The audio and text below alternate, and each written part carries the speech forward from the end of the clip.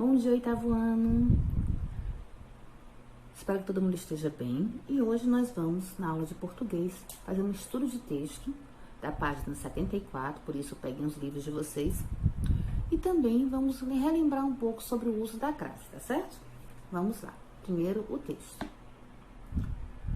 Sapatos de tacão alto. Passou-se nos coloniais tempo. Eu ainda antecedia a adolescência. A vida decorria num tal esturro, bairro cheio de vizinhança. Nesse lugarinho, os portugueses punham sua existência a corar. Aqueles não ascendiam a senhores, mesmo seus sonhos eram de pequena ambição. Se exploravam, era arredondando as alheias quinhentas. Se roubavam, era para nunca ficarem ricos. Os outros, os verdadeiros senhores, nem eu sabia onde moravam. Com certeza, nem moravam. Morar é um verbo que apenas se usa nos pobres.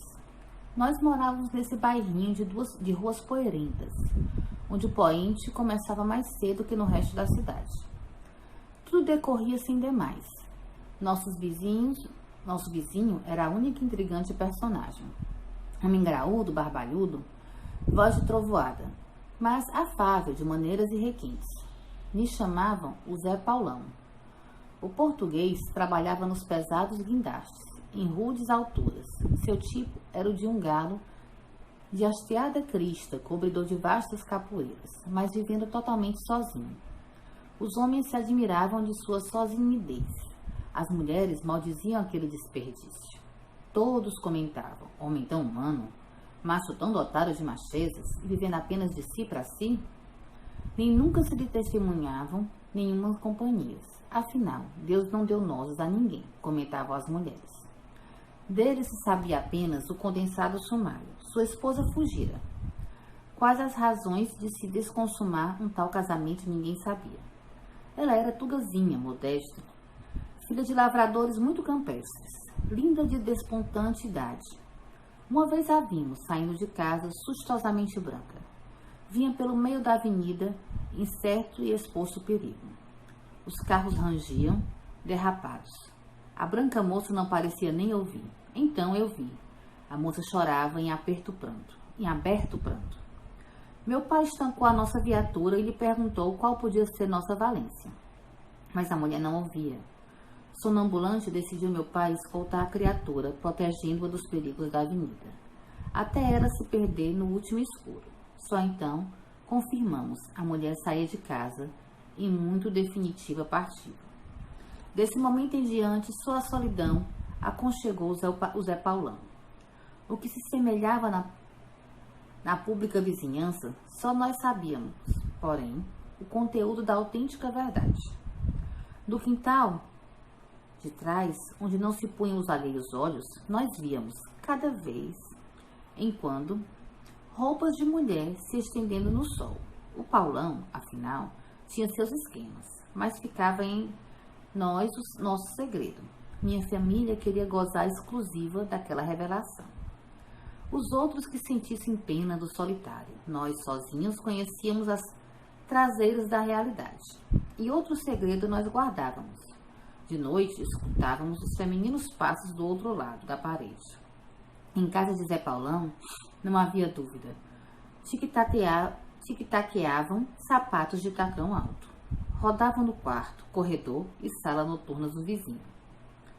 Grande malandrão este Paulão. Minhas tias autênticas as malícias. Risos por trás dos dentes, dentes por trás das mãos. E se falavam muito da misteriosa mulher. Quem seria que nunca se via entrar nem sair? Minha mãe apostava. Consistiria em dona alta? Muito mais alta que o Paulão. Os passos pareciam antes de uma gorda. Contrafalava minha tia. Vai ver que é tão gorda que não consegue passar a porta, brincava nosso pai e ria. E por isso que a gaja não saía nunca. Eu sonhava. A mulher seria a mais bela, tão bela e fina que só podia circular de noite. Os olhos desse mundo não lhe mereciam, ou seja, uma anja. O Paulão, lá nas alturas do guindaste, a tinha desavisadamente pegado. Certo é que a misteriosa mulher do lado me enchia os sonhos. Me engueilhava os lençóis e me fazia sair do corpo. Uma noite, eu exercia a minha infância com as miudagens, brincando às aventuras, heróis dos mais pistoleiros filmes. Subindo os telhados, eu escapava. Essa segunda parte aqui. Eu escapava de moral perseguição, enganando as centenas de índios. Em derradeiro instante, saltei para a varanda do vizinho Paulão. Ainda senti as imaginárias setas me raspando a alma. Suspirei e aproveitei para carregar minha plástica pistola. Então, a luz se acendeu no interior da casa. Me agachei, receando ser confundido com um vulgar larápio. Acompanhar uns sopapos do corpãozudo do vizinho não seria bom agrado. Me afundei num canto de um escuro. Nem via nem podia ser visto. Então, meus ouvidos se arrepiaram. Os tacões. A tal misteriosa mulher devia rondar os anexos aposentos. Não pude evitar espreitar. Foi quando vi as longas saias de uma mulher. Me alertei todo. Finalmente estava ali. Ao alcance de um olhar, a mulher de nossos mistérios. Estava ali aquela que dava tema aos meus desejos. Que se lixassem os índios, que se danasse o Paulão.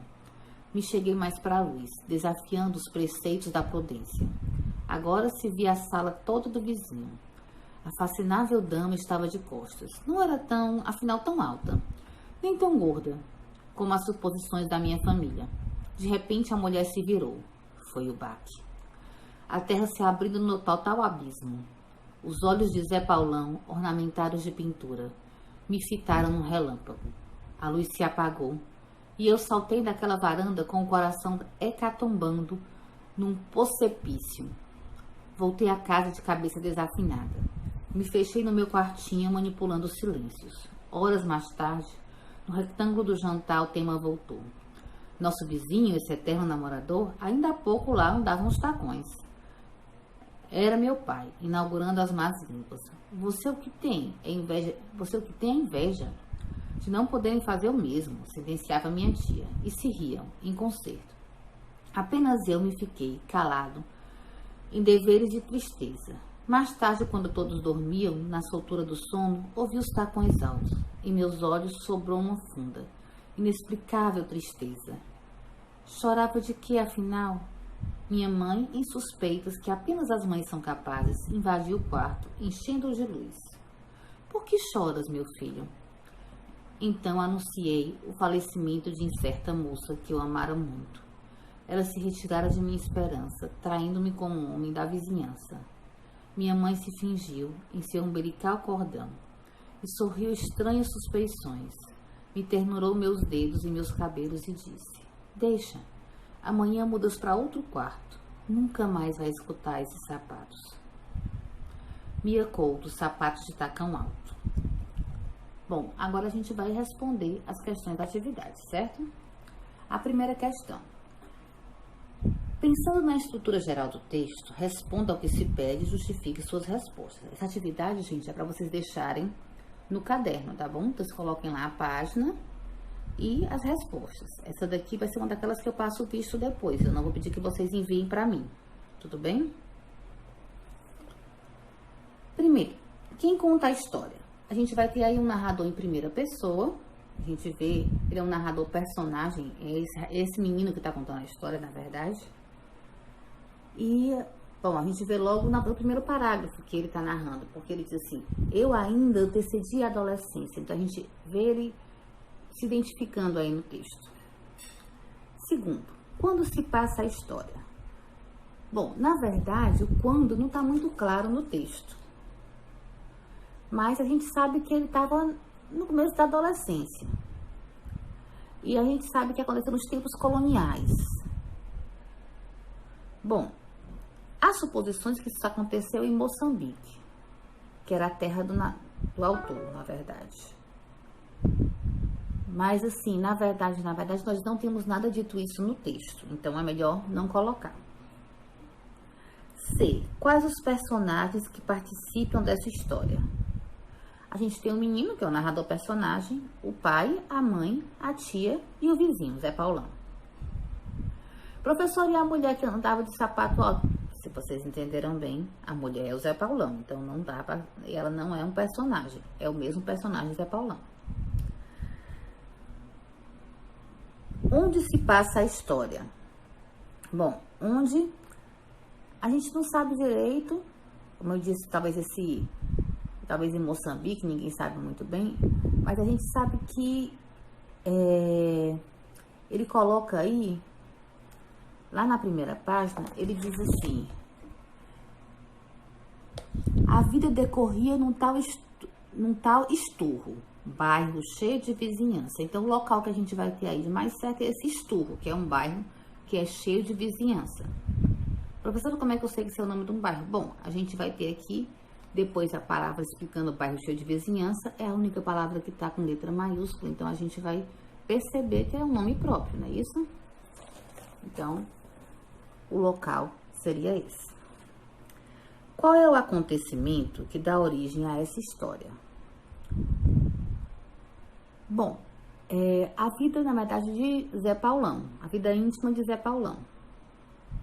As pessoas tinham curiosidade sobre a vida dele e os romances que ele tinha. Quanto à tipologia, esse texto é o quê? Narrativo, descritivo ou dissertativo? Hein? Ele está contando a história, então isso aqui é uma narração, certo? Então, texto narrativo. Quanto ao gênero, o texto é, aqui na frente nós temos uma história em quadrinhos, já vimos que não tem nada de quadrinhos. Uma letra de canção? Não, nada a ver com letra de canção. Vamos lá atrás. Um poema? Também não tem estrutura de poema, não tem rima, não tem nada. Uma crônica? Sim, é um acontecimento do dia a dia, é uma coisa corriqueira, um homem que tem uma vida misteriosa, as pessoas se fofocam da vida dele. Sim, pode ser uma crônica. Uma notícia? Não, isso aqui não é notícia nada. Até porque se trata da vida particular de alguém. A vida particular de alguém, ela não é de fato assim uma notícia. Bom, quanto à intenção, o texto ele é para informar? Não tem, a gente não vai aprender nada com esse texto. Entreter? Sim, a gente, na verdade, passa o tempo, é uma leitura agradável. Instruir, a gente está aprendendo com ele? Não. Convencer, persuadir, que é convencer? Também não. Então, aqui no item C, vamos marcar entreter. Terceira questão. Ao considerarmos, no sentido literal, a afirmação a seguir, retirada do texto, qual verbos caberia para os senhores? Morar é um verbo que apenas se usa nos pobres.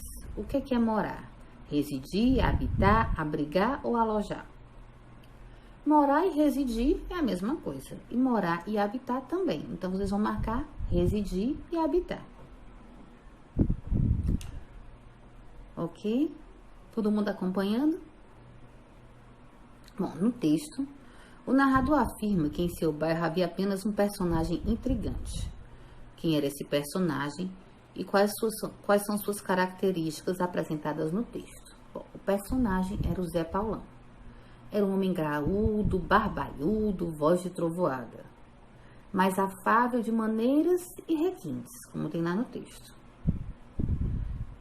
Aí eu posso dizer que ele trabalhava nos pesados guindastes. E a gente pode dizer também que ele vivia sozinho, que as pessoas se admiravam do fato dele viver sozinho. Bom, quinta questão. Julgue se a afirmação a seguir dita a respeito de Zé Paulão é correta e justifique sua resposta com elementos do texto. Nem nunca se lhe testemunhavam nenhumas companhias. É verdade que ninguém tinha testemunhado nenhuma companhia com ele? Não, gente, porque o que acontece? Quando a mulher dele fugiu, primeiro todo mundo sabia que ele tinha uma mulher e depois todo mundo soube que ela fugiu, que ela foi embora. Saiu feito louca na rua, chorando, não via ninguém pela frente. Então, a gente sabe que ele teve alguém. Considere a expressão que se segue para responder às questões 6 e 7. Nós, sozinhos, conhecíamos as traseiras da realidade. A expressão refere-se ao segredo que sua família conhecia. Assinale a opção que apresenta esse segredo. O fato da esposa de Paulão tê-lo abandonado? Não, isso todo mundo sabia. O fato de haver roupa feminina estendida no varal da casa de Paulão? Sim. O fato de ouvirem passos de mulher na casa durante a noite? Também. Então, nesse caso, vocês podem marcar os dois últimos itens. A história das roupas e o barulho dos saltos. 7. Explica o duplo sentido com que a expressão foi usada no texto. Qual é o significado... com a expressão foi usada no texto. Então, aqui, a gente vai ter as traseiras da realidade. Seria essa expressão.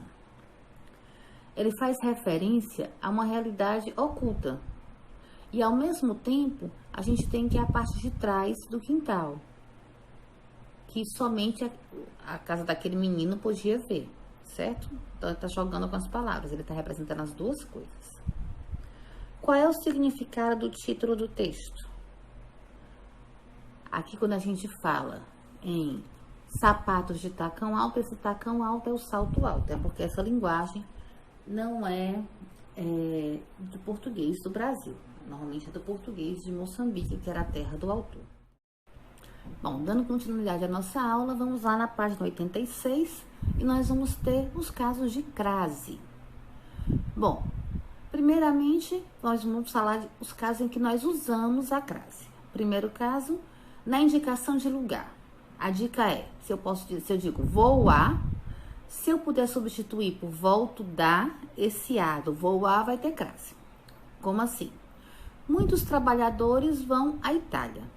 Aí eu tenho a com crase. Por quê? Se eu disser assim, muitos trabalhadores voltam da Itália. Então, eu tenho da.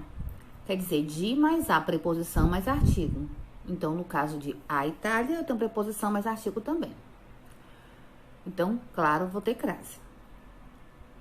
Porque lembrando que crase é aquele fenômeno que a gente vai juntar a preposição a com o artigo a.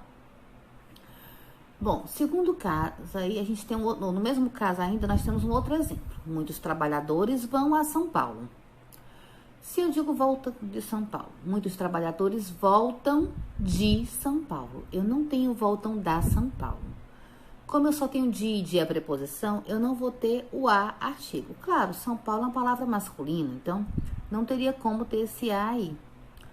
Mas a gente já vai ter certeza que não vai poder colocar a crase em vão a São Paulo, ok? Bom, segundo caso, na indicação de horas. Se a gente trocar a palavra horas por meio-dia e virar ao, então a gente vai usar a crase, tá bom? Eles voltam às 2 horas ao trabalho. Eles voltam ao meio-dia ao trabalho. Se deu certo para trocar o aço por ao, então vai ter crase. Exemplo 2. Eles trabalham desde as 2 horas. Eles trabalham desde o meio-dia. Não é desde ao meio-dia. Então, nesse caso aí, eu não posso usar a crase, certo? Nas locuções com palavras femininas, como a esquerda, a direita, às pressas, às vezes, a gente vai ter sempre crase. Exemplo, eles entraram à esquerda naquela curva. Aí o a vem com crase. Nas expressões que denotem a moda de, eles comeram bife a cavalo. Eles comeram bife à moda de cavalo. Como assim, professora? Bom, a mesma coisa que eu digo assim, eles comeram bife à milanesa. Eles comeram bife à moda milanesa, ou seja, preparado daquela forma, certo? Não foi de outra, tudo bem? Antes da palavra casa, quando ela estiver determinada. Como assim determinada? Quando eu souber de quem é a casa. Por exemplo, fomos à casa do padeiro, do pedreiro, desculpa. Então, nesse caso aqui, esse a aí vai ter a crase, porque eu estou determinando a casa, de quem é essa casa. Quando eu fiz isso, eu usei o artigo para isso, tá certo? Antes do pronome demonstrativo aquela, aquele e aquilo, se puder substituir por a essa, a esse, a isso. Exemplo. Refiro-me àquela situação degradante. Refiro-me a essa situação degradante. Ou seja, tem o a e tenho essa. Então, eu tenho preposição e tenho artigo. Então, aquela também vai ter, tá certo? Agora, vamos ver os casos em que a gente não usa a crase. Bem mais simples, né? Primeiro caso, antes de verbo. Sim, claro. Se é uma preposição mais um artigo, o verbo não aceita artigo antes dele. Então, os trabalhadores começaram a voltar para casa. Esse aí é uma preposição, não pode nunca ser um artigo. Antes de nome masculino, claro. Qual é o artigo que eu coloco antes de nome masculino? Eu coloco um artigo O e não um artigo A. Então, nesse caso, andar a cavalo, esse A aí é uma preposição, não posso botar outro A. Entre palavras repetidas, trabalhadores estiveram face a face numa reunião. Então, entre palavras repetidas, eu não uso crase, certo? Quando um A, preposição, preceder um nome no plural, eles gostam de assistir a novelas. Gente, se fosse um artigo, iria estar concordando com o nome, assistir às novelas. Então, aí nesse caso, como ele não está no plural, não pode ter o artigo. Casos facultativos. O que é um caso facultativo? É que tanto faz eu colocar como não colocar. Temos antes de pronome possessivo feminino, recorreu a minha irmã. Tanto faz eu colocar a crase como não. Depois da preposição até, e também a mesma coisa, ir até a praia. Tanto faz eu colocar essa preposição ou não. Na verdade, a gente raramente coloca, porque o até também é preposição. Então, a gente ficaria com duas preposições, mas também às vezes acontece. E, finalmente, o exercíciozinho, bem pequenininho. Só para a gente não deixar de fazer alguma coisa sobre o assunto. Das regras do uso da crase, complete as frases que seguem com as, a acraseado ou as acraseado.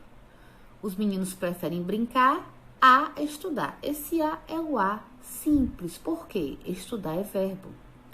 Então, não cabe nenhum artigo, então não pode ter crase. Eles tiraram boas notas, pois assistiram às aulas. Então, nesse caso aí, a gente vai ter a crase. Por quê? Como é que a senhora sabe? Eu posso, em vez de colocar as aulas, colocar curso, que é uma palavra masculina. Assistiram aos cursos. Ia ficar a mais artigo. Então, nesse caso, a gente sabe que tem uma preposição e sabe que tem um artigo. Gosto de comer macarrão à bolonhesa. Esse a bolonhesa é a moda bolonhesa. Então, também vai ter, nesse caso aí, vai ter crase, certo? Depois, os homens irão a São Francisco. Os homens voltam de São Francisco. Se eu não posso dizer voltar da São Francisco, então esse A aí vai ser sem crase. No Catar, trabalham desde aqui às 5 horas da manhã. Ele disse que a gente substitui por meia-noite, não é isso? No caso de horas? No Catar, trabalham desde a meia... Aqui no caso, trabalham desde a meia-noite. Aqui no caso dá certo? Bom, nesse caso aí... Desculpa, eu troquei por meia-noite, não daria certo, é meio-dia. Então, no Catar, trabalham desde o meio-dia. Só daria o, não daria ao meio-dia. Então, nesse caso, eu não posso botar a crase, porque fica o meio-dia e não ao meio-dia. Os trabalhadores nunca vão à praia. Se eu disser, os trabalhadores nunca voltam da praia, aceita o da, não é? Se aceitou o da, preposição e artigo. Então, a com crase. A vítima informou o crime à polícia. Aqui no caso, a vítima informou o crime ao policial. Posso trocar por uma palavra masculina. E nesse caso, eu tenho preposição e artigo. Então, nesse caso aí, com certeza a gente vai usar a crase. Gente, por hoje é só. Amanhã a gente volta novamente com com nossa aula de português, tá bom? Um grande abraço, até mais.